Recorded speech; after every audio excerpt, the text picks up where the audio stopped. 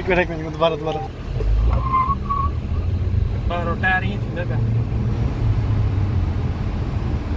ये मेरी पसंद की गाड़ी है भाई HEV ये देख पुराना मॉडल हाँ खींचा नवन ये देख लगेगा नहीं ये देख इतनी हैंड ब्रेक लगी थी ਉਹ ਕਿੰਮ ਦਾ ਪੇਪਰ ਉਹ ये ना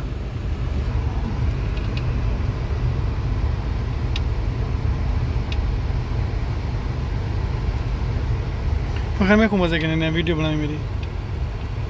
दूसरी बात तो मैं कुछ मांग ਹਾਂ ये दुनिया चौक है चौक ਆਇਆ